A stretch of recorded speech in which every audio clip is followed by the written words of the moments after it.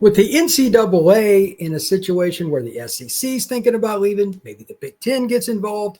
Definitely got to talk about that today on the crossover with Locked On Seminoles and Locked On Wolfpack. We're also going to talk about the game that's going to be played in Raleigh this year and recruiting. That is next here on this podcast.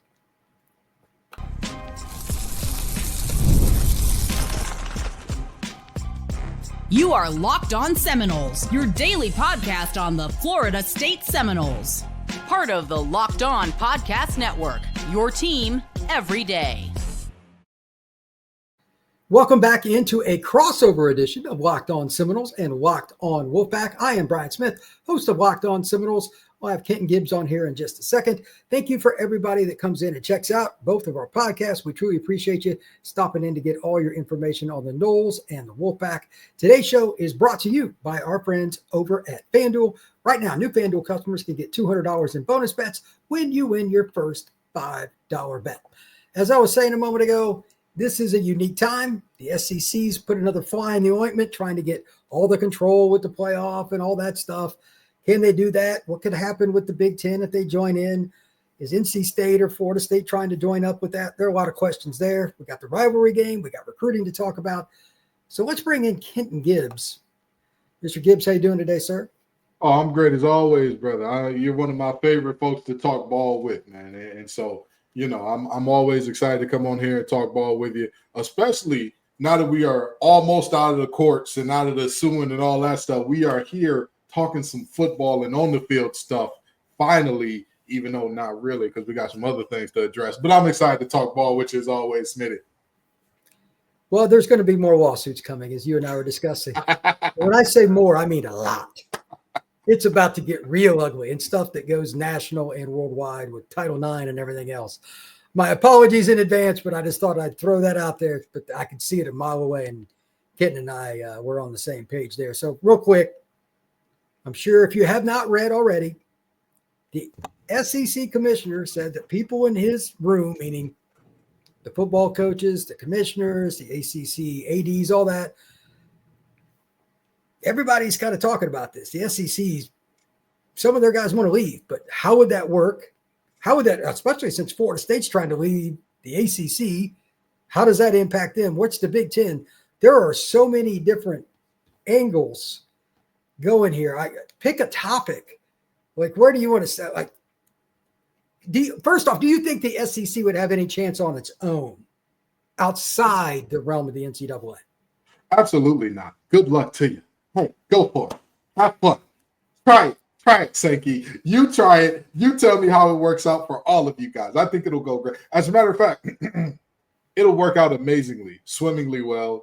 I advise Sankey to do this. I think it would be in his best interest. And, you know, to heck with everybody else. I think that this would work out great. I think all of your member schools financially in wonderful spots right now. And what could make them in a better spot than a multitude of possible Title IX. I mean, a multitude of not having to split up any money with all those other sports. You know, what would put them in better position than the loss? I mean, the revenue gained by no longer having to think about anything besides football and basketball. Did you see how many basketball teams they got into the tournament, Smitty? You know, and now we always knew there were football powers. Now to bring basketball along with it, I think it'll be great for them. I think it'll be great. I think that them just running their own little special tournament because they're special boys and girls in their special little cities, I think it'll be great. I think it'll be wonderful, and I am not being facetious at all.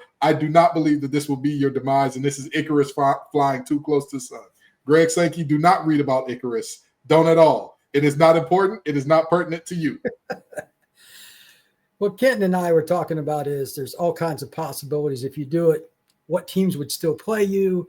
Nobody would want to go in with the situation where you're not being governed by the NCAA for recruiting violations and all that. Right. And then your girls' teams are not going to get the same opportunities. And as soon as that happens, the Title IX lawsuits would fly. And state funding would go bye-bye. I mean, it's just ugly on ugly. So obviously, Sankey's not stupid. He knows he can't go by himself. Even if he wanted to, he would need all four of the P4 leagues to want to do it, in my opinion, because they just need everybody to play. It's not just they want them all to be a participant per se, but You got to have somebody to play besides just the core. And that's another part of it. I don't see a world where they have enough teams to kind of meaningfully make up that gap, other than potentially if the Big Ten were to agree to go with them. But the way that the SEC is talking, and even that is a stretch. I think that those two teams would have to go through, or those two conferences would have to go through some very rough times before they potentially hit smoother waters. But the way the SEC even talks about the Big Ten is like, you know, you would imagine Indiana was a 3-win team that got into the college football playoff last year, and they didn't even have the largest margin of defeat in round 1 of the playoff last year. That belonged to an SEC team that now doesn't have a quarterback. So, you know, it's you're in a very interesting situation there. I just think that this is, again, I really do think this is Icarus flying too close to the sun. I think that I will give Greg Sankey his props. He is a commissioner with some cojones. He does it his way. He does not, you know, mince words. It's very calculated that he is even mentioning this. So, you know, this is not to denigrate him in general, because if you talk about advocating for the SEC, putting the SEC in a position to win, ensuring that the SEC has what it needs to thrive and be comfortable, he has done that. He has done so in spades. The problem is, in this moment, he's starting to smell himself. He's starting to do, to quote a former SEC coach, he's starting to read the rat poison. He's starting to read his press clippings and starting to, you know, think, oh, I can do this all by myself. Because objectively speaking, you get paid more than some of those head coaches. You are supposed to be the decision maker over them. If some of them come to you with a terrible idea like, hey, why are we still in the NCAA? You're supposed to swat it down and walk away. You're supposed to say, hey, that's not smart for these reasons, and then walk, right? If I got 10 nephews and nieces, if one of them came up to me and said, Uncle, why don't you drive to Detroit from North Carolina every day and take me to school? I have to explain to them, that's not smart. It would not work. I love you, baby. I'd love to do it. It just wouldn't work. Greg Sankey had not done that in this regard, and now he's spreading this to the world, which is, again, it's just foolish, which some people mention as this is kind of his negotiating tactic to say, I'm going to say this really ridiculous thing, so when I say maybe we need 5 guaranteed bids, it seems more feasible. But again, this is too ridiculous of a beginning, of a starting point to have a conversation to even mention in that kind of vein. So I think that this was poorly thought out. I think that this is, you know, that moment of we're big, we're bad, we can puff our chest out.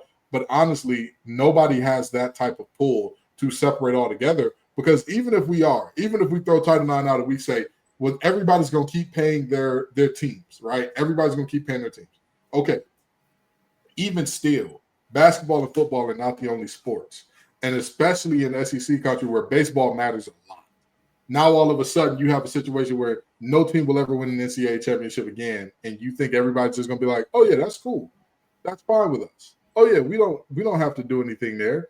They're going to try to reach out and join different conferences in those other sports, but why would those conferences be incentivized into letting them in? You know, so that would objectively be a cluster. You know what, and a mess for a myriad of reasons. That, like you said, there's so many angles as to why it's bad. We could do a 3-hour podcast and still miss something on, oh, this is another reason this is a stupid idea. Yeah, I don't think it's going to work out very well short term to talk about it, but they want to float it. I think it's for a long-term play, as you noted. Could be partially for bids and all that, and I'm sure some of these guys want to do it, but the totality of it, the first thing is first. Again, we kind of touched on it earlier, in a 100% fashion, is Title IX cool with this? Right. And the answer would be no. There would be shortcomings with it. Who they going to play?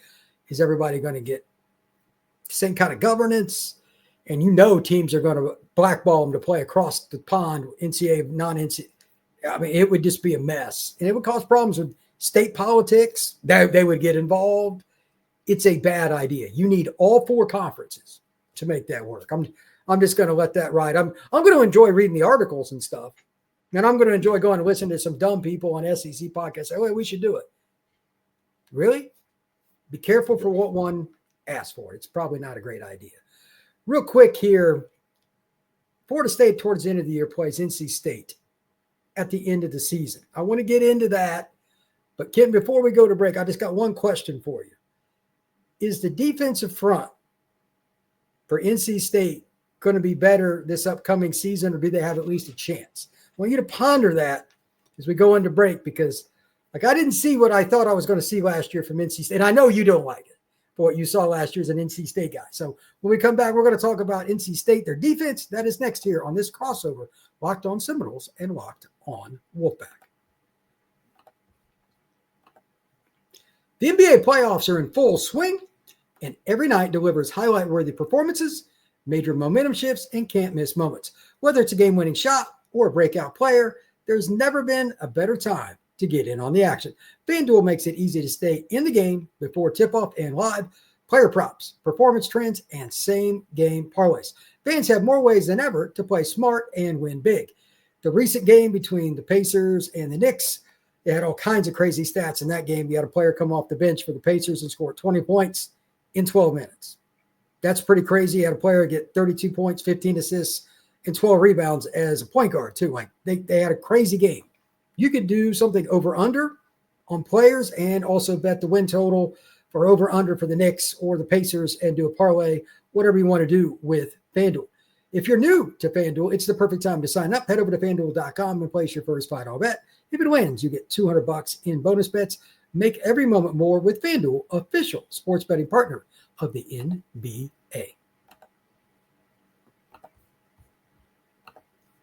All right, Kenton, will your Wolfpack be better up front this year than they were in 2024?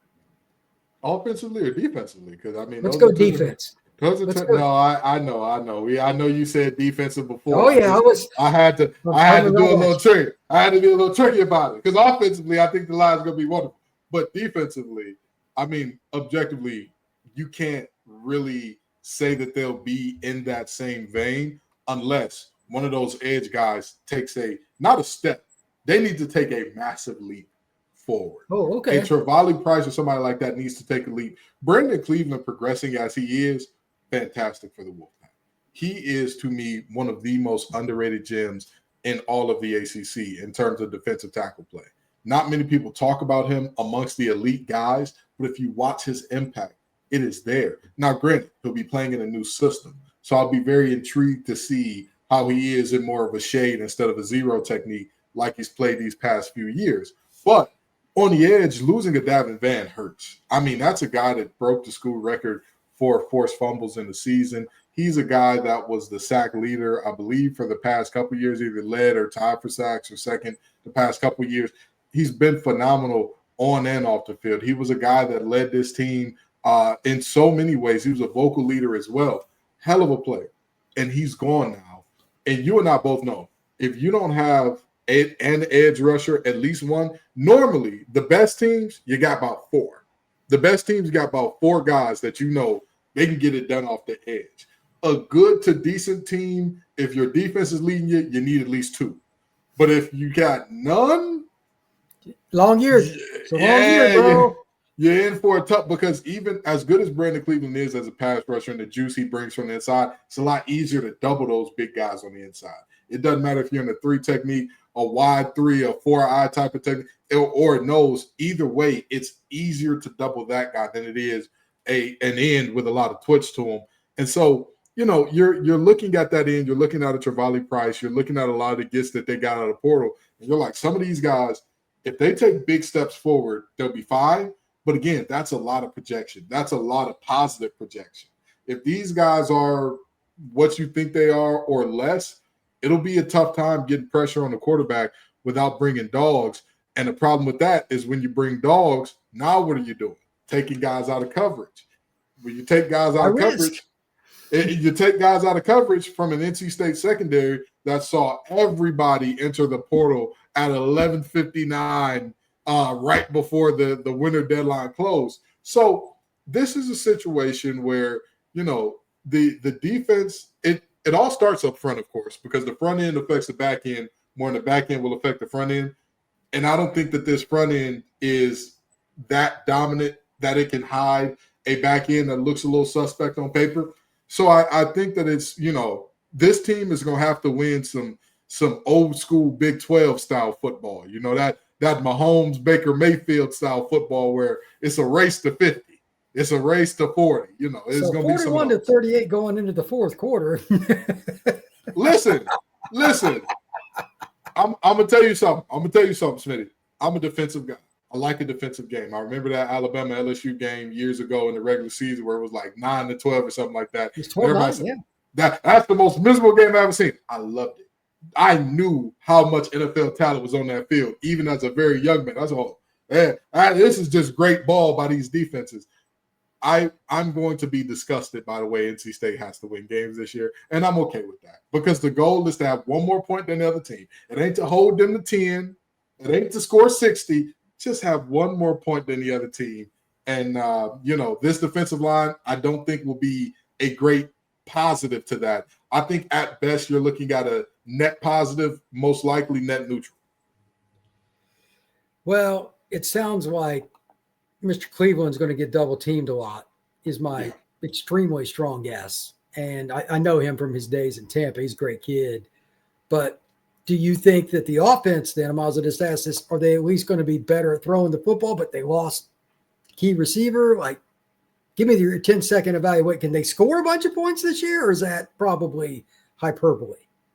If you want a 10-second answer, I'm going to say yes, and yes again.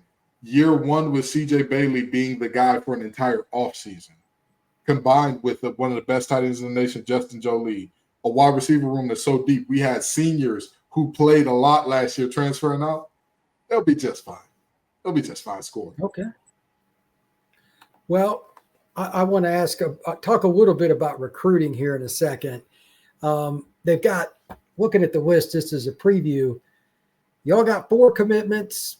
You don't have a defensive lineman, which I know you take personally. There's no receiver, no running back, no cornerback. Ken, you're going to have some questions to answer here in just a second, because as a recruiting guy, I'm not feeling very good right now about what's going on with the Wolfpack, and you're going to have to answer for their sins because you're the alum on the show. And if this trend continues, when we talk about Wolfpack versus Florida State in the coming years, it's just going to this is how it works, man. You replace the good players with good players, or it goes where the Florida State went last year. So the Noles, I think, will be much better on offense. Thomas Castellanos, they got a deep running back room. They got Deuce Robinson. They got Score White. Y'all are going to have to figure out something. When we come back, we're going to talk about whether or not NC State as a program is trending. And we'll talk about that in comparison with Florida State, which is a fascinating topic in their recruiting. That is next on this crossover of Locked On Seminoles and Locked On Wolfpack.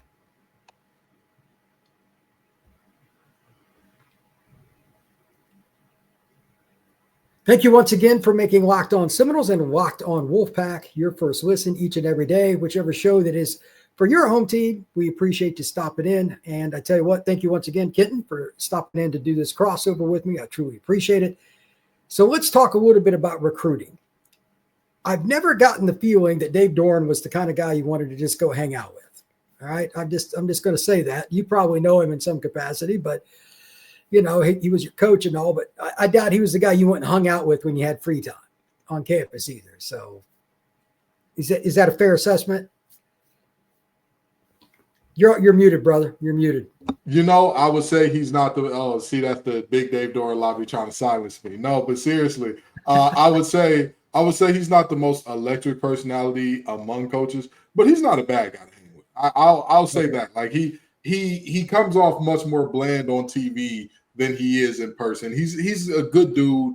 I would not say like he's one of those coaches that's just like, I'm here to do a job and I'm never going to talk to you again. He's not one of those guys, whatsoever. So I will say the outside world, that is a misconception about Dave.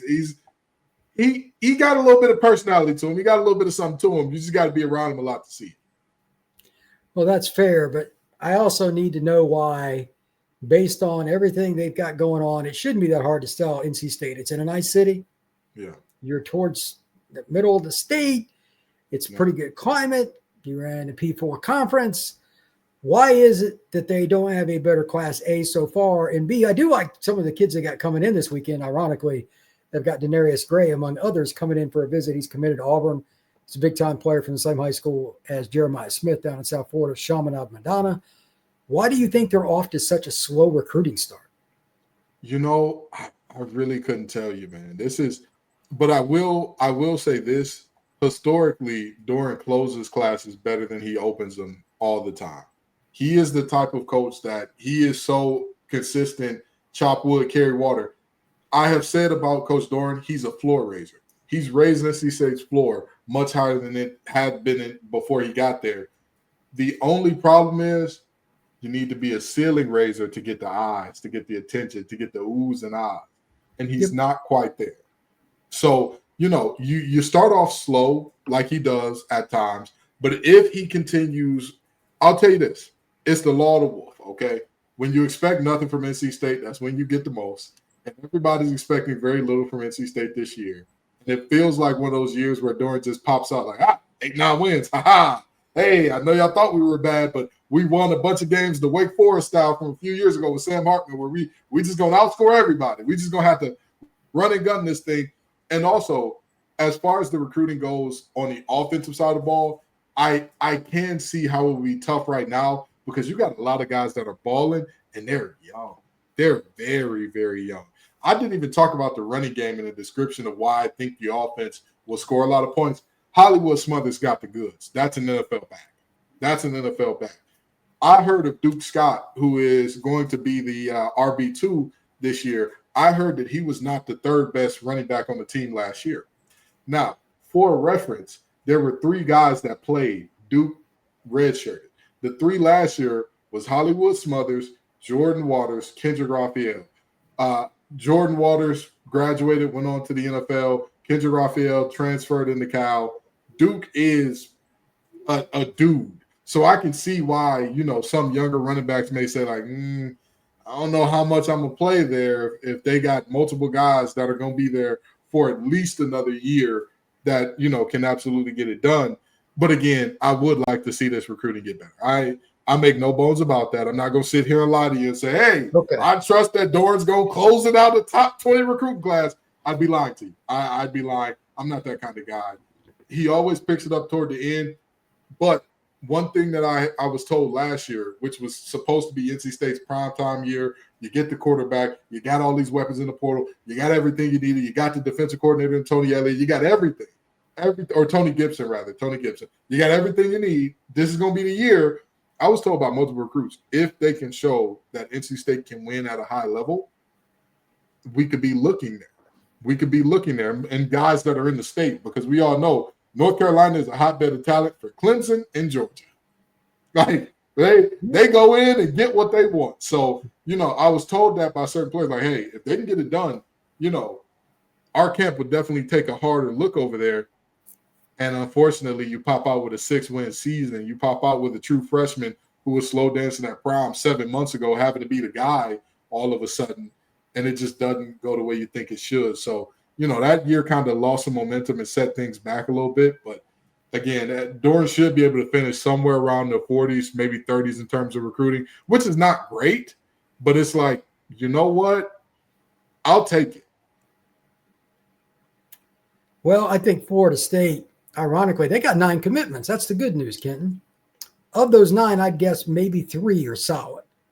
Like, it's just like a lot of kids are taking visits because of the season they had last year. Like, y'all were disappointed with your season, and I get it. Who was the guy that on Locked On ACC last year said after the second game, Florida State was going to win 2 or 3 games? You remember that person? That was you. That was you, brother. You called Everybody was laughing. Everybody was laughing. I said, no, they're terrible. And it killed them. And that's where they're at right now. Their visit list is good. But I even did a show on the Portal podcast today with Garcia from Rivals. We're both like, Florida State needs to figure this out in a hurry because it could get away from them. And Florida State's, their standard, like their fan base, what they expect for obvious reasons is very high. Absolutely. They need to figure it out. As for the NC State game, just another point. Defensively, Florida State's got a lot of talent this year, but they're putting in new defense and all that stuff. NC State, they didn't have a massive staff. Like, how many guys changed staff for NC State? Both the offensive and defensive coordinator left, and you had to replace a lot of guys behind that because Tony Gibson took some guys with him. He's now the head coach over at Marshall.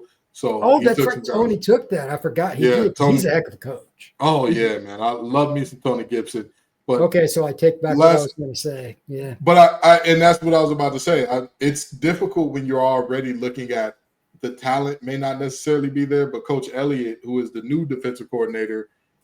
I'm not sure. I'm not as sold on him as I was on Tony Elliott, but even Tony Elliott, going into last season, Grayson and I were very specific about, hey, this linebacking depth is not there. We are good at the top end of linebackers, but if we suffer one major injury, we're cooked. And then, at linebacker, we both know that's a high injury position anyway because of all the shoulders and the knee. Like it's just safety, tight end, fullback, linebacker. Those 4 spots. It's different.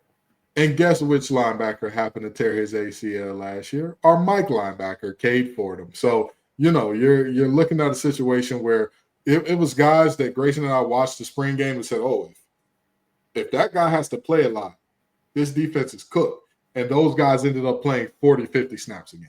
So, it was an unfortunate situation, but I will say they have meaningfully addressed the depth in the portal this offseason. Now, have they addressed that depth with players who are proven commodities? No, but they have addressed it with players who have very high upside and potential. So I'm not going to tell you that defense is going to be great. Never going to tell you that about this particular defense. But if they can be opportunistic, combined with this offense where you have weapons everywhere, this is me being very serious, not trying to be an NC State homer at all. I think if you threw a rock in that huddle right now, especially at the skill position, you'd be more likely to hit a guy that's going to be on an all-ACC team than a guy that's never going to play it down in the NFL right now. I'm being very serious about that. Between Hollywood Smothers, Keenan Jackson, Terrell Anderson, Noah Rogers, all these guys, Jonathan Paylor, who didn't play a ton last year, but everybody knows, we have all seen when he gets rolling, we are all expecting it to be at a whole nother level. And, that to me is what you look at and where you hang your hat as NC State this year. It's going to be different. It's going to be uncomfortable because for years, NC State was a team, we could stop anybody, but if we could just get a score, if we could just manufacture 30 points, we'd be okay. 24 points, we'd be okay. This year, I think that this team can score on anybody. If we could just get a couple takeaways, be opportunistic. You don't need to be great. You don't need to be perfect. Just get a couple well-timed takeaways. That should be the goal for this defense. Well, I think Florida State will attack that defense, obviously. And by that point in the year, there won't be any secrets because that's like the next to last game. My question with Florida State is, and this is why college football is the greatest sport on earth. You got Norvell, who's a play caller. He hires the guy that hired him at one point, and Gus Malzahn to be his OC. Now, when it's 3rd down and 2 from the 4-yard line with 25 seconds left, who's really making the play call? How's that going to work? Those political things. And I know Gus, he's a great guy. I don't know Norvell, but he seems like a pretty good dude. But at the end of the day, there's only one. Yeah. That kind of stuff can cost you turmoil in so many ways. So I'm worried about that a little bit. And then Florida State's defense, they brought in really good coaches. Coach John, like Tony White comes over from Nebraska. They had a great success there. And you can get easier. It's easier to get players at Florida State. It's not close. Absolutely. But is it going to work in year one? That kind of stuff, it's just like with Gibson. Like he was a heck of a – he leaves. I mean, I get it. I'd take the Marshall job too. He's trying to look out for himself. You don't know how that next round's going to go. So like the NC State FSU game towards the end, like people are like, why are we because that game might be determined whether these teams go to bowls or like if it's a decent bowl. Yeah. And there's so many questions. And those teams by that point in the season, you need to know kind of what direction. I know CJ Bailey, like he's a great kid. They'll be okay on offense. They got plenty of players. They may have to make some serious decisions about NIL at NC State in the offseason because defense can't carry like that year to year. And I'll tell you, this game may be important because somebody may lose their job after this one. this could be a game where somebody's boosters and AD say, all right, enough. We're pulling the plug now. And that's not just on NC State side, because Doran's been there forever and hasn't, again, raised the roof. He's raised the floor, but he hasn't raised the ceiling. Norvell as well. How many I tell people all the time, at most schools in college football, if you win 8 games a year in perpetuity, they'll build you a statue, they'll name the stadium after you. In a vast majority of schools, I say all the time, there are only about 12, 13 that don't fit that criteria. And guess what that school in Tallahassee is? It's one of them. That's one of the ones that 12, 13, it's not, if you're winning 8 a year, that's not enough, let alone putting up a tour date that's before Valentine's Day, 2 and 10. Oh, no. That just won't do. By the way, they opened with a team from Tuscaloosa, Alabama this year. That game was scheduled forever ago, I was just about to say, didn't they learn from Jimbo? Didn't they learn? Them boys out there breaking programs. I don't want this to happen to Florida State again. I want good for Florida State. It's good for the conference when Florida State's good. What's going on? Yeah, well, they're struggling, but they have a chance to rebound this year. And that NC State game is one of those that I previewed a little bit on my own. So I appreciate you giving all the fans for Florida State kind of an overview. I didn't know that they had that much offensive firepower, and that's why I wanted you on the show. But Kenton, tell everybody where they can find your work, my friend. Absolutely. You can find me doing the Locked On thing at Locked On Wolfpack and Locked On ACC. We have many a word for Greg Sankey on Locked On ACC, so come on over there. And if you want to talk to Kenton, the man, not Kenton, the sports broadcaster, go to TGIF_Kenton on X, Twitter, whatever you want to call it. His mama named Twitter, so I'm going to call him Twitter. But whatever you want to call it, that's where you find me.